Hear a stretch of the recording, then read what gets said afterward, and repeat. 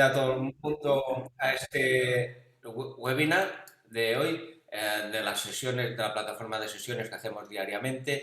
El tema de hoy es un tema muy interesante, que es el título que lleva es aproximación al tórax neonatal. ¿Qué se espera del neonatólogo, el neonatólogo, qué espera del radiólogo pediátrico en estos casos? Y contamos con la presencia de un excelente ponente, el doctor Juan Antonio Hernández, del Hospital Universitario de Canarias, y además hoy tenemos la colaboración especial de un verdadero referente de nuestro país y de fuera de nuestro país, el doctor Xavier Lucaya, que se ha dedicado durante muchos años y sabe mucho de este tema. O sea que sin más doy la palabra al doctor Juan Antonio Hernández, que nos hablará del tórax del neonato. Por favor, Juan Antonio, adelante. Pues muy buenos días, muchas gracias a la organización por invitarme a dar esta charla. Y bueno, espero que les guste y que después de todo esto podamos llegar un poco a algo en claro y a debatir si lo que estamos haciendo lo estamos haciendo bien o no. Y bueno, sobre todo voy a hablar de lo que es la aproximación en lo que nos encontramos en el día a día. Intentar hacerlo de la manera más interactiva, no, más cómoda posible, ¿vale? Entonces, ¿por qué hablo de lo del qué espera el neonatólogo del radiólogo pediátrico? Pues por un poco que los artículos siempre nos cuentan de lo que el radiólogo debe saber y al final muchas veces leemos muchas cosas, pero lo que realmente espera el neonatólogo o el pediatra a veces es otra cosa. Entonces, como objetivo de esta charla, perdón, ¿por qué no pasa? Ahora. Vamos a aprender un poco a enfocar el diagnóstico de la patología pulmonar, sobre todo causante del distrés en el neonato, y reconocer aquellos hallazgos que puedan cambiar el manejo terapéutico. Vamos a hacer una pequeña introducción y yo la he elaborado de esta manera. Vamos a hablar de lo que es el tórax más bien simétrico, es decir, hallazgos bilaterales, o un tórax asimétrico, o hallazgos unilaterales. Y vamos a empezar teniendo en cuenta esta radiografía, que es un ejemplo de lo que a priori no se debe hacer en un pretérmino de 48 horas de evolución con distrés respiratorio. Y si la analizamos con claridad, podemos ver áreas de alta densidad, parailiares, un área lineal extratorácica, los arcos costales que parece que son diferentes de longitud en un lado a otro, es decir, una radiografía completamente rotada. Lo que observamos aquí, estas áreas de alta densidad que parecen áreas consolidativas, pues en realidad si las seguimos bien, se corresponden con los electrodos con las marcas del electro. Entonces, pues hay que tener mucho cuidado con lo que nos encontramos y ser, sobre todo, muy sistemático a la hora de leer la placa. Por lo tanto, cuando nos enfrentamos a un neonato, lo primero que tenemos que conocer son los hallazgos normales.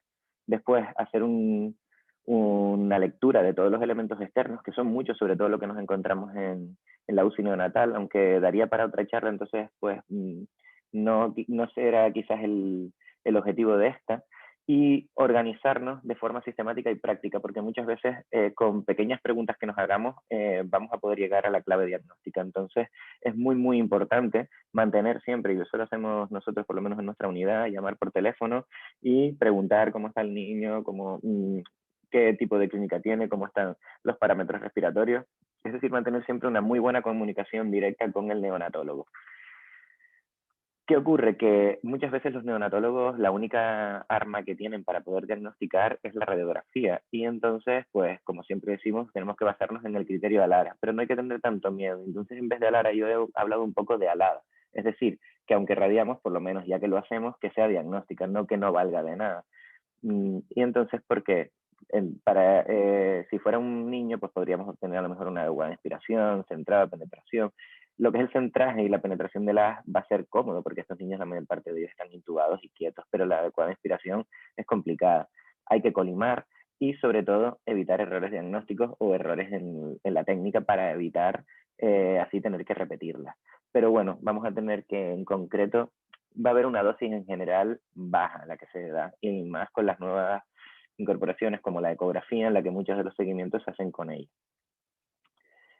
Pero si tenemos en cuenta cómo ver una radiografía neonatal, pues entonces lo primero es que hay que saber que se va a hacer en ape y en supino, por lo tanto vamos a tener cierto fenómeno de magnificación de la silueta cardíaca. Hay que mirar bien los arcos costales porque, claro, los niños crecen y entonces siempre decimos que si las clavículas tienen que estar equidistantes a las apófisis espinosas, pero es difícil no tener en cuenta que los cuerpos vertebrales van a ir aumentando. Entonces, para mí, en mi caso, me es más cómodo mirar que hay equidistancia entre los arcos costales y lo que es la silueta de la columna vertebral.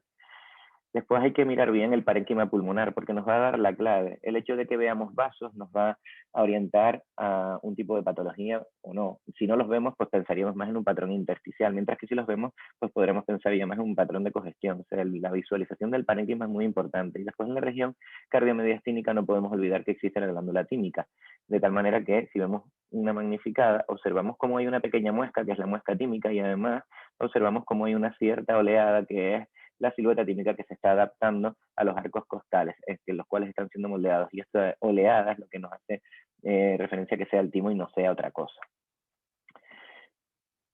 Bien, ya pasando a lo que es la parte específica de los patrones de radiología neonatal, una manera de orientarlas, como les dije antes, tórax simétrico o bilateral y tórax asimétrico o unilateral. Y dentro de aquí tenemos que hablar además de tórax con patrón difuso, tórax con patrón focal o bien tórax con patrón difuso y focal, que pueden ser todas estas causas.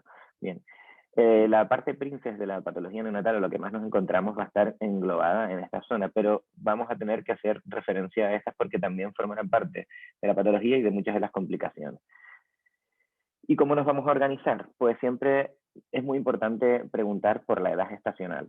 Muy, muy importante, al igual que siempre en radiología pediátrica preguntamos por edad y localización, edad gestacional en neonatos es muy importante. Por lo tanto, tendremos que saber también si nos estamos enfrentando a un pretérmino, a un niño a término o a un niño postérmino. Como acabo de decir, mirar si nos encontramos con una afectación difusa focal y si el niño ha eliminado o no meconio o tiene el meconio en líquido amniótico. Y un parámetro muy importante a tener en cuenta y que muchas veces no, sobre todo nuestros residentes no lo tienen, es el antecedente de diabetes materna, al cual le vamos a añadir otros porque también nos van a cambiar algunas de las perspectivas diagnósticas. Por lo tanto, si empezamos por el tórax simétrico, vamos a... Perdón, no sale.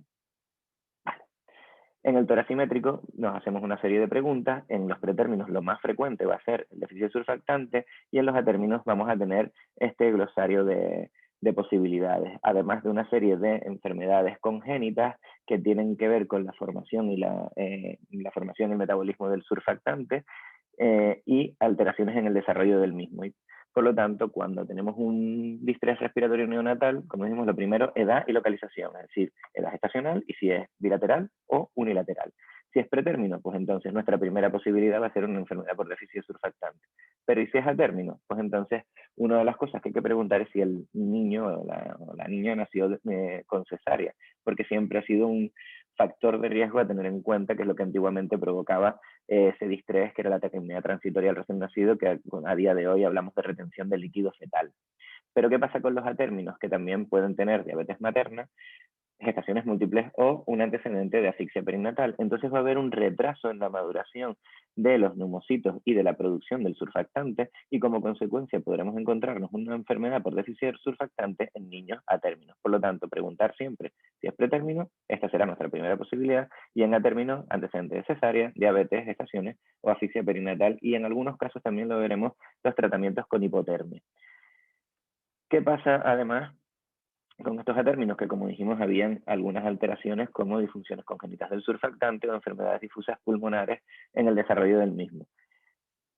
Si fuera a término también, una clave diagnóstica sería que el paciente presentara un quilotórax e hiperinsuflación y entonces estaríamos ante una patología que es la linfangiectasia congénita pulmonar, sería la clave diagnóstica. Y por último tendremos ya un paciente post-término en el que habría que preguntar, como dijimos antes, si existía eliminación o no de meconio y entonces nos encontraremos ante un síndrome de aspiración meconial.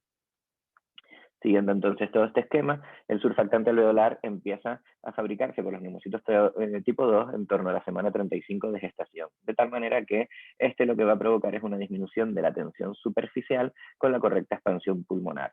Si un niño de menos de 35 semanas o un gran prematuro, pues nace, entonces vamos a tener una disminución de esa disminución en la capacidad de expansión y como consecuencia ese déficit de surfactante provocará una serie de alteraciones con una pérdida de la expansión pulmonar y de la compliance alveolar, que dará lugar a cúmulo de fibrina y detritus, que es lo que siempre hemos conocido como membranas hialinas, y como consecuencia tendremos una situación de atelectasia y un peor intercambio alveolar. Pero ¿qué ocurre? Que todo esto ha hecho que haya una mejor terapéutica en cuanto a al distrés respiratorio, de tal manera que se hacen tratamientos más precoces, más efectivos con surfactante, el uso de la ventilación ahora es mucho mejor con la CPAP y como consecuencia de todos estos tratamientos pues vamos a encontrarnos que muchas veces no vamos a tener patrones como lo que hemos estudiado clásicamente y que son de los que vamos a hablar. Sin embargo, independientemente de todo esto, eh, perdón, y entonces, ¿en qué se basa el neonatólogo? Pues sobre todo en la gasometría y en la terapéutica basada en un trabajo respiratorio y las necesidades de oxígeno del neonato. Por lo tanto, van a ser mucho más precoces a la hora de tratar y no vamos a encontrarnos esas alteraciones radiológicas.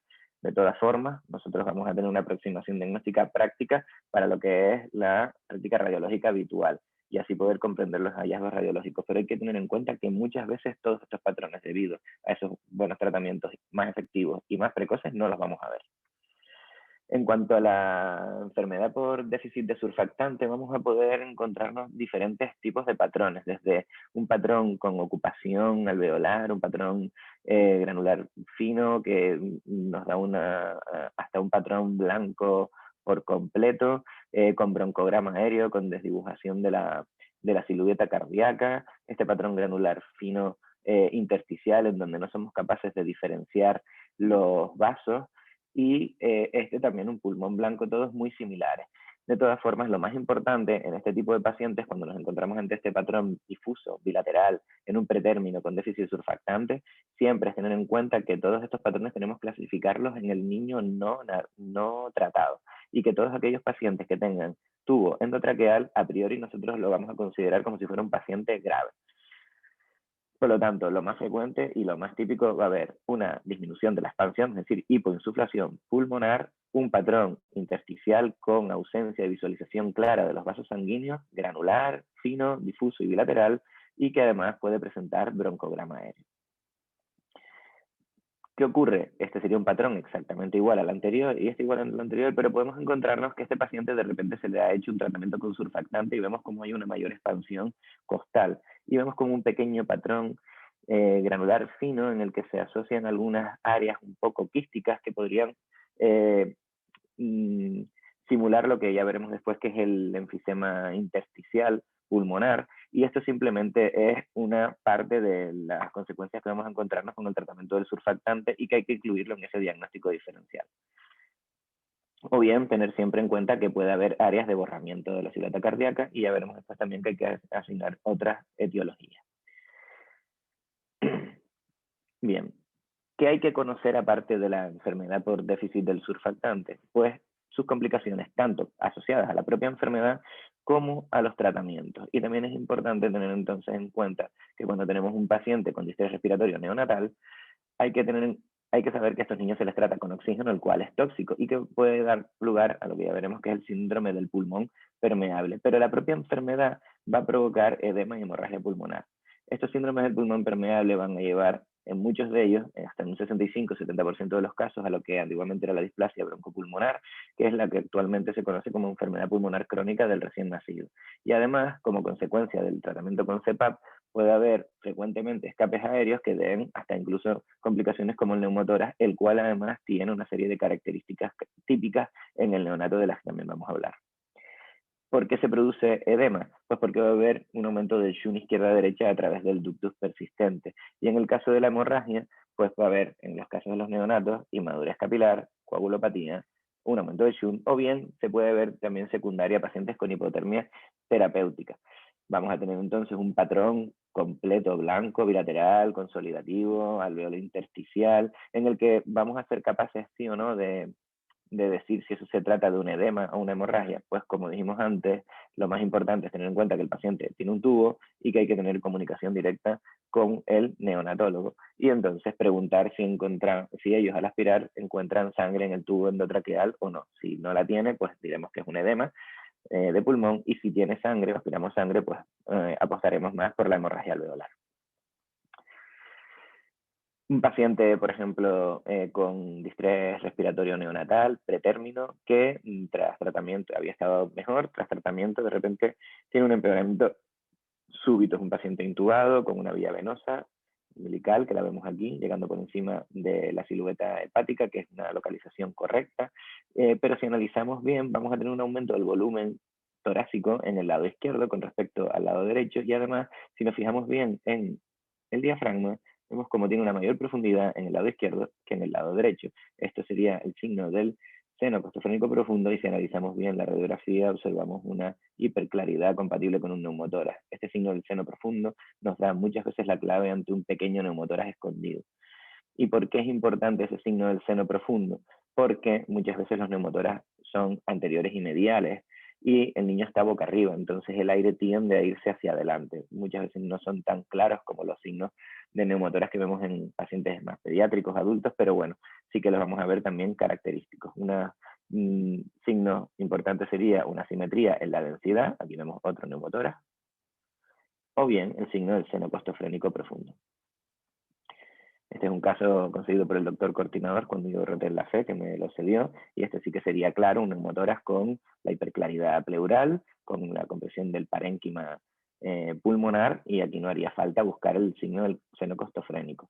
Pero aquí vemos un neumotórax anterior, y además con su seno profundo, y aquí nos llevaría un poco a duda de si lo que estamos viendo es neumotórax más neumomediastino.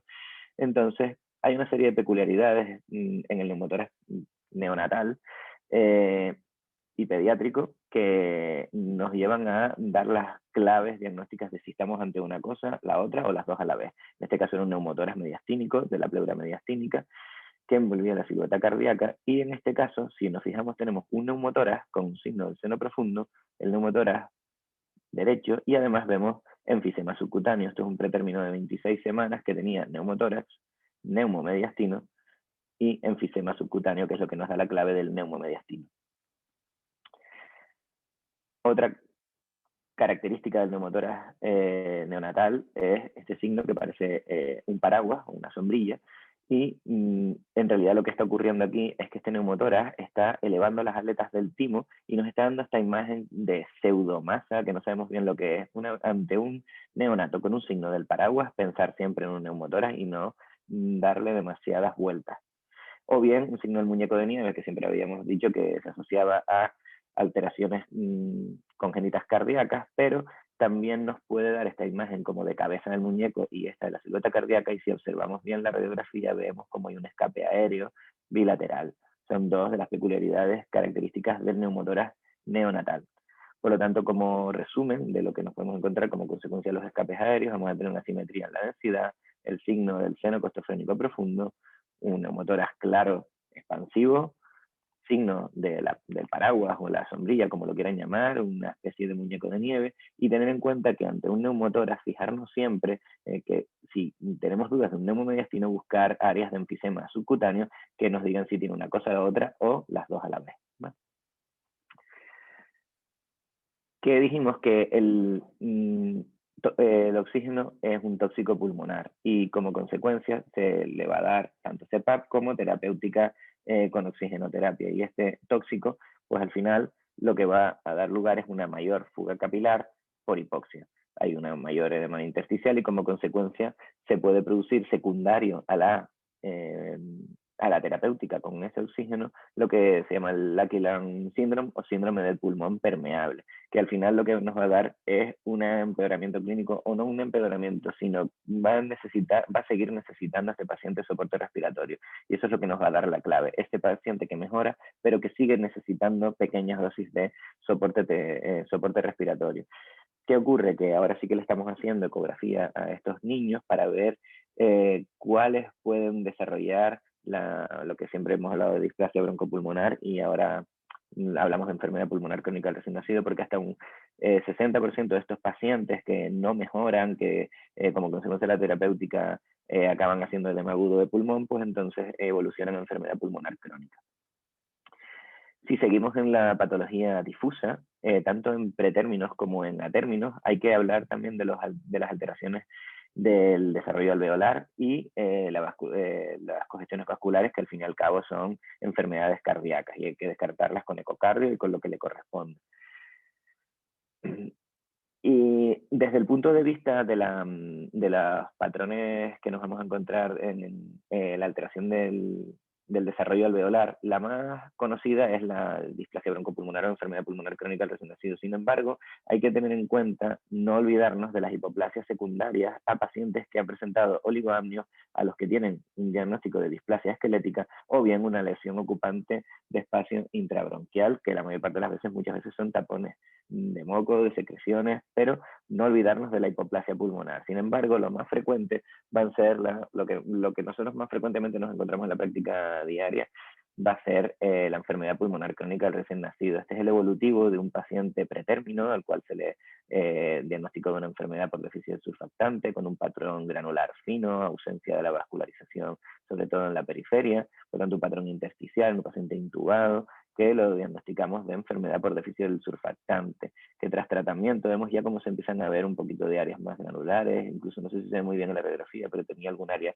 microquística en el que parece que va empezando a tener ese patrón pseudoenfisema intersticial que va a ir aumentando la ampliación de las costillas y va a dar lugar a pequeñas áreas ya de fibrosis que evoluciona en torno a 20 días de vida, un mes, a estas áreas parcheadas, con atelectasias, hiperinsuflación, áreas como pseudoconsolidativas bilaterales, que es la característica típica de la enfermedad pulmonar crónica del recién nacido. Pero estos serían los hallazgos clásicos, que como comentamos antes, ¿qué es lo que ocurre? Pues que no, debido a los tratamientos actuales, muchas veces ya no nos vamos a encontrar con estos pacientes. ¿Por qué? Porque va a haber corticoterapia prenatal, administración de surfactante exógeno mucho más efectivo, ventilación mecánica menos traumática que la que había anteriormente y una menor concentración de los suplementos de oxígeno, por lo que nos vamos a encontrar muchas veces simplemente a lo largo de todo lo evolutivo un patrón intersticial difuso con la hiperinsuflación muy similar a lo que ocurre en la antigua taquimia transitoria al recién nacido. Vemos un poquito de cardiomegalia, un poquito de líquido en las fisuras, un poquito de magnificación, es decir, un pequeño patrón congestivo. Y esto es lo que ahora nosotros podemos decir que es la nueva enfermedad pulmonar crónica del recién nacido, es decir, un patrón similar a los que nos encontramos en niños a término con cierta dificultad gracias a estas terapéuticas. Volviendo a lo anterior y a donde estábamos, pues habrá que ver si este paciente, disculpen, es un paciente a término que puedan hacer con cesárea o con otros factores.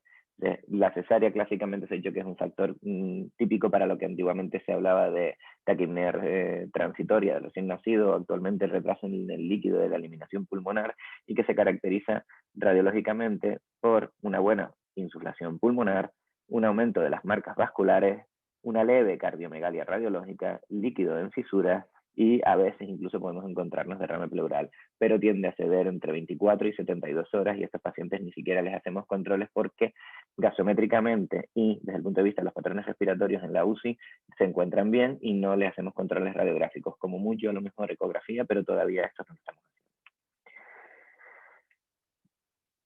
¿Qué pasa con pacientes que de repente nacen post-término, por ejemplo, con 42 semanas? Pues la pregunta anterior que dijimos, disculpen, era que si había líquido en meconio en el líquido amniótico.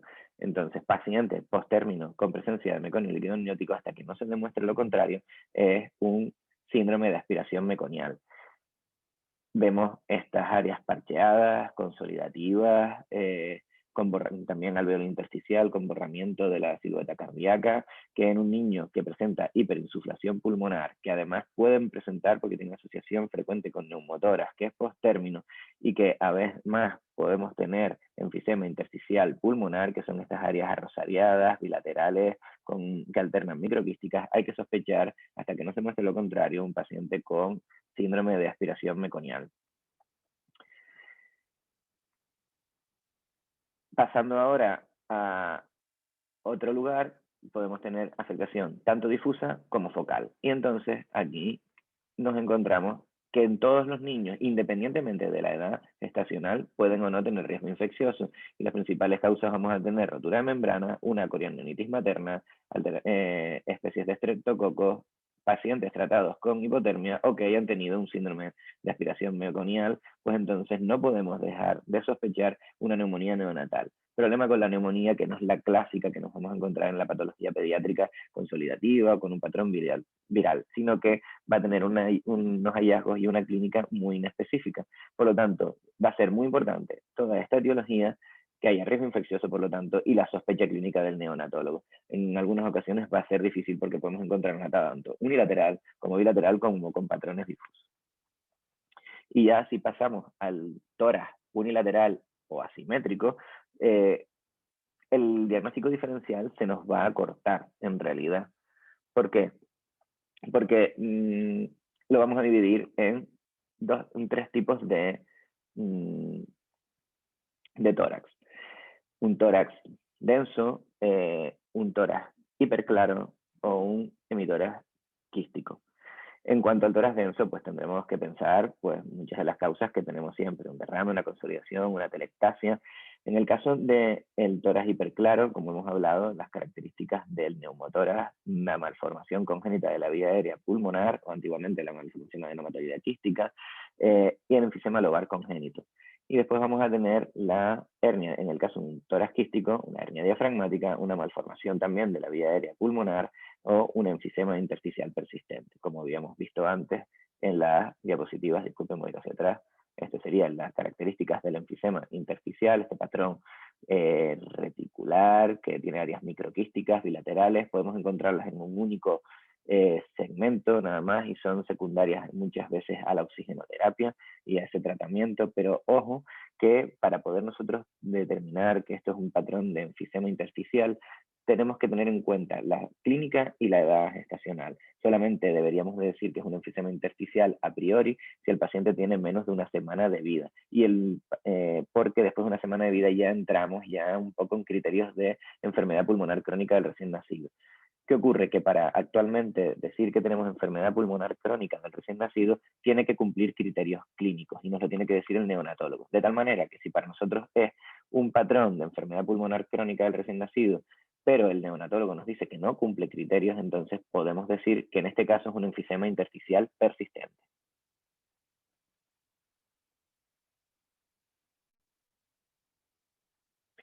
Pues bien, volviendo a esta diapositiva, tendremos este patrón denso con un poco de desplazamiento mediastínico. Aquí en este caso teníamos un derrame pleural que acabó en drenaje. En este caso tenemos un tórax lucente por completo, que podríamos decir que sí tiene un neumotórax, si lo que estamos viendo es una malformación quística que esté desplazando el mediastino o no, o es un enfisema lobar congénito. Para ello tendremos una serie de signos que ahora veremos. Y después este tórax quístico, que a su vez tendremos que decir si desplaza o no el mediastino, como ahora veremos.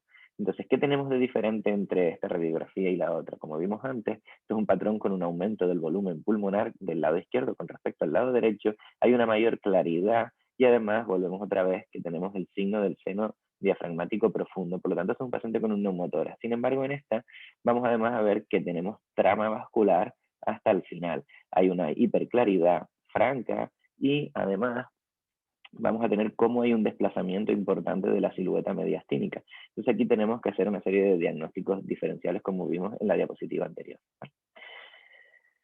En el caso de este derecho, pues se le hizo escáner, que incluso se pueden diagnosticar prenatalmente con resonancia magnética en secuencias con T2 y vemos una hiperintensidad franca con un aumento del volumen pulmonar en las secuencias rápidas T2 en la resonancia fetal. Y esto es lo que se conoce como hiperinsuflación lobar congénita o enfisema lobar congénito.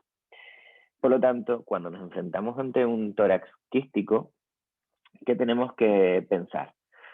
Pues si lo primero, desplaza el mediastino o no. A mí me vale mucho esta pregunta, porque esto muchas veces nos va a aclarar un poco en cuanto al diagnóstico. Si no desplaza el mediastino, se acota más. Después, ¿cómo está ese tórax? Si está trabeculado, si no está trabeculado, si es una lucencia completa, como dijimos antes, si esa lucencia tiene un seno costofrénico profundo o no, si tiene enfisema subcutáneo, pero a priori esto es un tórax que se caracteriza por un aumento del volumen pulmonar derecho, que está claramente desplazando la silueta mediastínica hacia el lado contralateral y que presenta una cierta trabeculación. Entonces, ¿qué puede ocurrir? Que tengamos también esto. Tenemos otro tórax multiquístico en el que claramente hay un paso de contenido intestinal hacia el tórax izquierdo con desplazamiento de la silueta mediastínica. Esto no es una masa, es una hernia diafragmática congénita, o bien que tengamos, como dijimos antes, este tórax microquístico con áreas arrosariadas, que puede ser unilateral o bilateral, y en este caso tendríamos lo que dijimos antes, que era un enfisema intersticial. Pero si no tenemos claro lo que es, entonces, ¿cómo nos vamos a manejar? Pues siempre que veamos un tórax multiquístico, hay que pensar en algo más. Y entonces,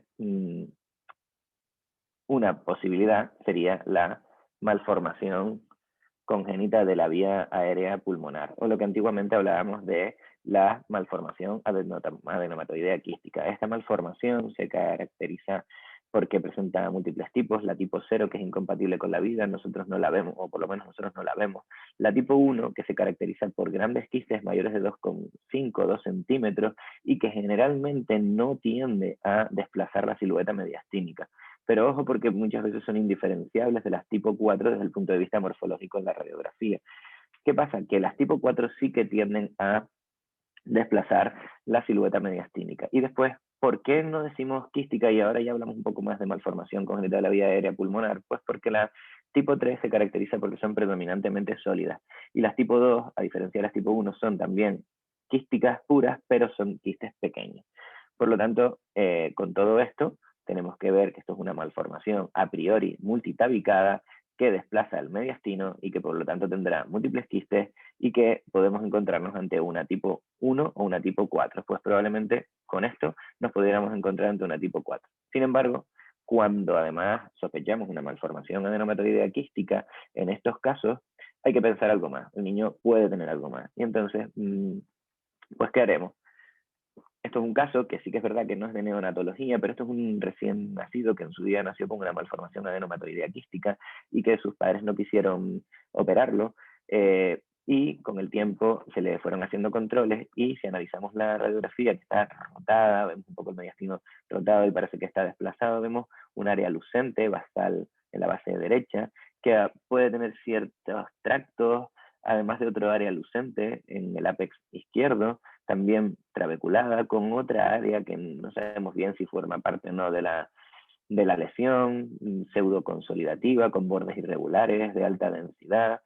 Entonces, ante esto, nosotros le planteamos a los padres que además hay que quitarla o estudiarla y hacerle algo más. Los padres deciden que el niño está bien y que simplemente la quieren controlar. Pero un día aparece con dificultad respiratoria a nuestro hospital un año después. Y entonces seguimos viendo esta lesión quística bien delimitada por la pared, que ahora ya no se ve tan clara la trabeculación, en el lado contralateral sí que volvemos a ver esa área quística un poco trabeculada, y si analizamos el parénquima pulmonar vemos trama vascular en el ápex derecho, tanto en el pulmón izquierdo, pero se pierde la trama vascular la porción superior de la malformación a nivel del parénquima pulmonar derecho. Entonces aquí estamos ante un neumotórax. ¿Qué pasa? Que estamos ante una malformación que no se ha tratado, que es bilateral, que además hace un neumotórax por la causa que sea, y entonces en este paciente se decidió hacer una ecografía de abdomen para ver si existía alguna asociación más que nos llevara un poco a la clave diagnóstica. Entonces, nosotros en pacientes con las malformaciones, sea la que sea, ya por protocolo de la sección, le hacemos una ecografía abdominal por buscar algo más. Entonces se le hizo una ecografía a este paciente y observamos un riñón derecho que de repente encontramos un quiste simple. Por lo tanto, tenemos un paciente pequeño con un quiste simple. Los quistes en los niños no son tan frecuentes. Entonces, un paciente con patología pulmonar que presenta un quiste un quiste renal, entonces ya pensamos, pues tendrá alguna asociación, estaremos ante algún síndrome y tal. Entonces, ¿qué pasa? Que muchas veces estas malformaciones, que al final no son malformaciones, son indiferenciables las tipo 4 de unas lesiones pulmonares, que son el blastema pleuropulmonar, que es tumoral, y entonces estas lesiones que se asocian a lesiones renales, quistes, o bien que puedan tener a su vez algún tipo de tumor renal, pues habría que pensar que no nos estamos encontrando ante probablemente o a lo mejor una malformación pulmonar de la vía aérea, sino que nos estamos encontrando ante otra cosa, en este caso un blastema pleuropulmonar. Se le hizo un escáner para ver cómo estaba este paciente y tenemos esa malformación que veíamos en el lado izquierdo, multitabicada, con pared, y que nosotros no teníamos disponibilidad para poderlo diagnosticar. Se envió externamente a Valdebrón y este paciente fue diagnosticado de blastema pleuropulmonar y tenía un síndrome de Dicer 1. Otro paciente con... Juan Antonio, disculpa, ¿podrías ir acabando? Es que nos queda... Sí, es la última diapositiva. Gracias. En cuanto a este paciente, tenemos otra malformación quística en la base derecha, multitabicada, que presentaba sobrecarga izquierda y desplazamiento de la silueta mediastínica. Entonces, pues nos volvemos a plantear lo mismo, ¿ante qué nos estamos enfrentando? Aquí juega la clave que el paciente tiene sobrecarga izquierda cardíaca. Entonces, como consecuencia, le hicimos un angioTAC. Y entonces nos encontramos en la base derecha con una malformación multiquística y una ingurgitación tremenda de los vasos pulmonares.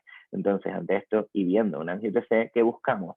Otra asociación. Entonces, buscamos algo que venga de un vaso sistémico y había una comunicación directa con la aorta. Esto fue una malformación de la vía aérea pulmonar híbrida porque asociaba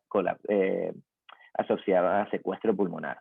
Por lo tanto, siempre que estemos ante una malformación, pensar en tipo 1, tipo 2, tipo 3, tipo 4 y pensar que las tipo 1 se asocian a carcinomas de pulmón, las tipo 2 a agenesias o digenesias renales, que puedan haber cardiopatías y secuestros pulmonares o bien asociarse y hacer una híbrida, y no olvidarnos de la patología pleuropulmonar en las tipo 4 cuando haya una desviación del mediastino. Para concluir, decir que la radiografía va a ser diagnóstica a la medida de lo posible y hay que intentar hablar para estrechar el diagnóstico. Va a ayudar al manejo terapéutico. En la medida de lo posible debe ser siempre informada y es muy importante la correlación que exista con el clínico y el contacto directo. Y bueno, supone un reto para los radiólogos y decir que los neonatos no son niños pequeñitos y que, pues bueno, espero haberles ayudado y que les haya gustado. Muchas gracias, Juan Antonio, por esta exhaustiva revisión de toda la patología pulmonar del neonato. Realmente un tema complicadísimo. Vamos a dar paso a las preguntas y animo ya a la audiencia que escriban sus preguntas en el chat y que yo las iré leyendo a Juan Antonio.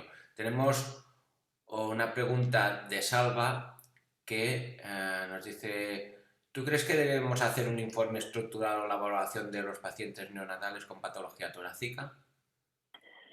Pues mira, la verdad, Salva, me alegro que me hagas esta pregunta. En un principio nosotros estuvimos haciéndolo, pero nos dimos cuenta que los neonatólogos realmente necesitaban simplemente que les dijéramos si la radiografía era normal o no y casi casi que les acotáramos el diagnóstico. Entonces, a día de hoy, si la radiografía nos parece normal, la informamos como sin hallazgos de significado patológico.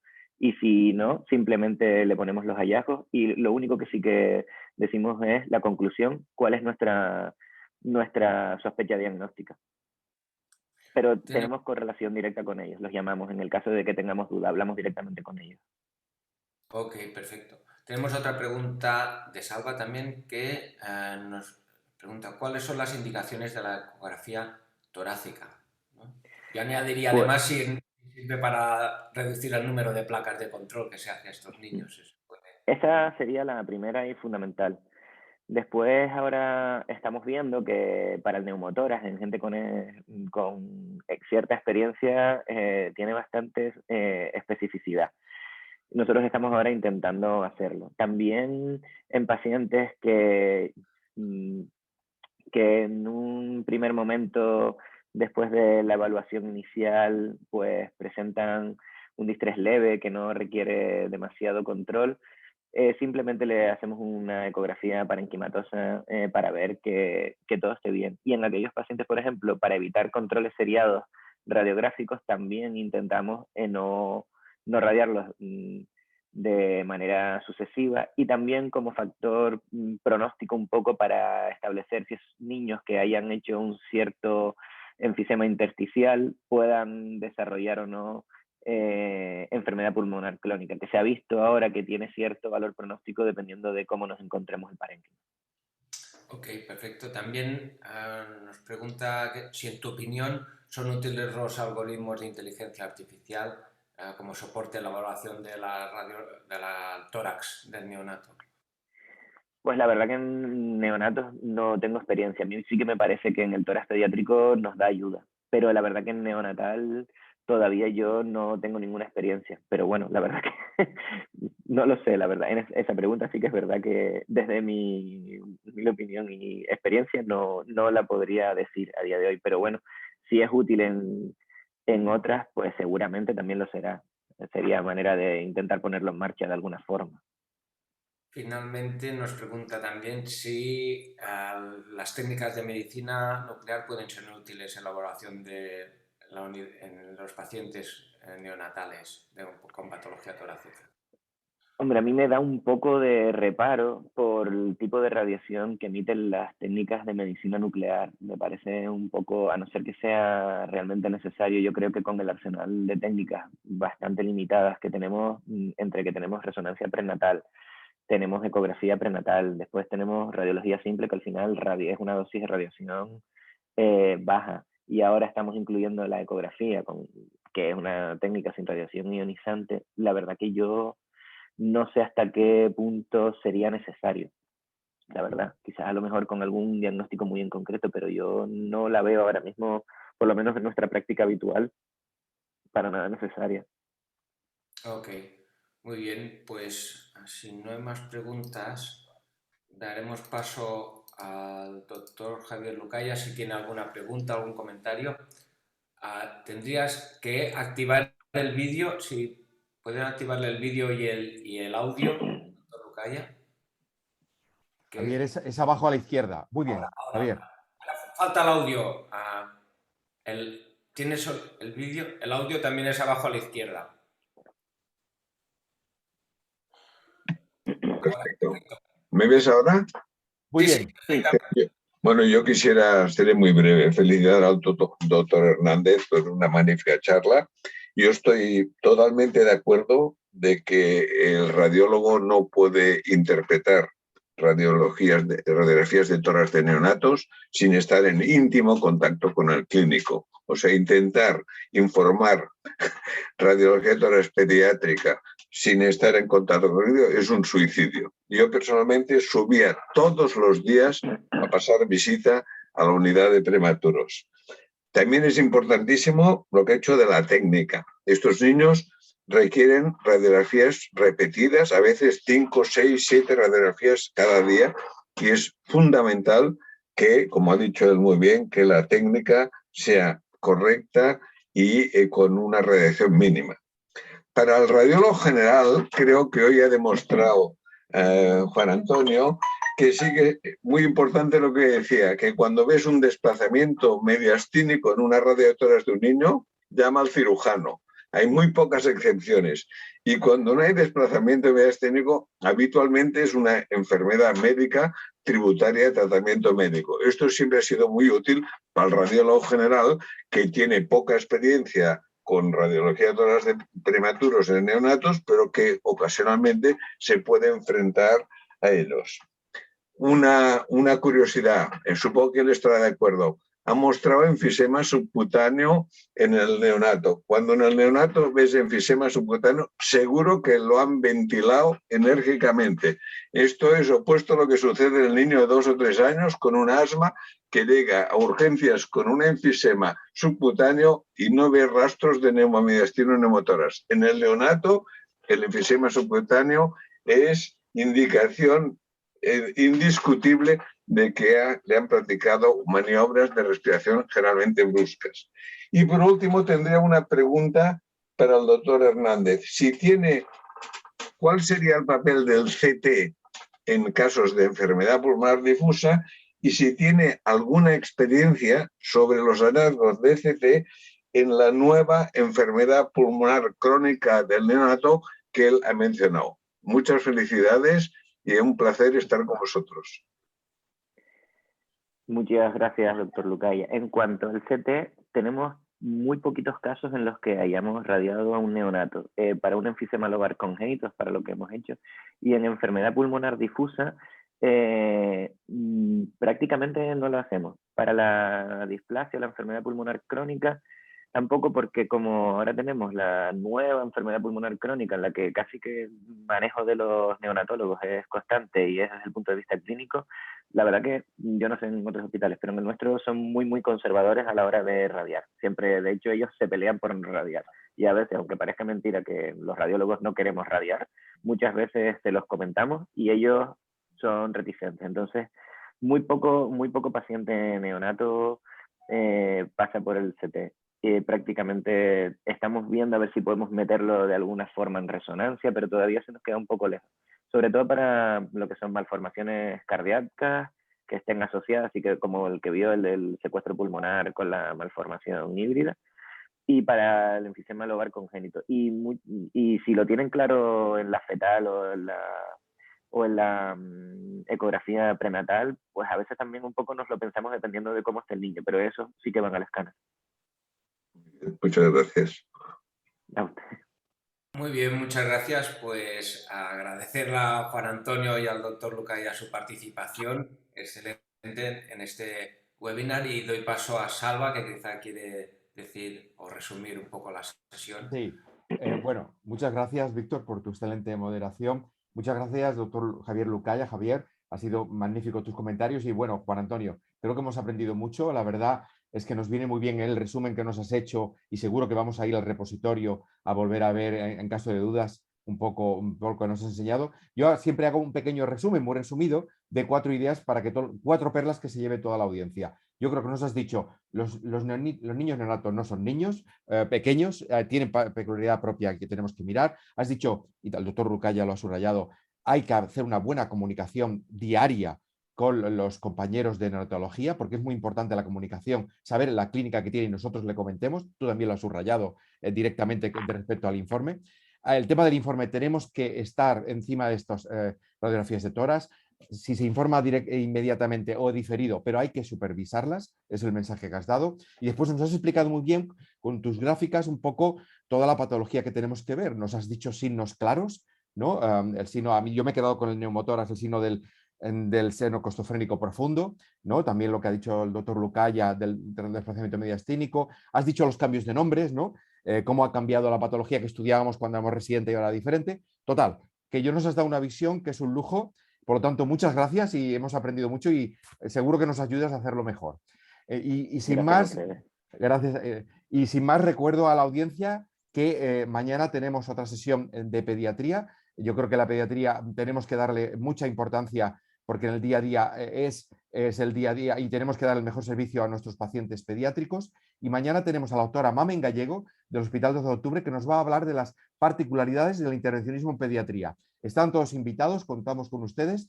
Nos vemos mañana entonces. Gracias, Juan Antonio, gracias, Víctor, y gracias, Javier, doctor Lucaya. Estamos en contacto. Gracias a todos. Hasta luego. Muchísimas gracias, un placer. Gracias. Bueno. Adiós. Gracias.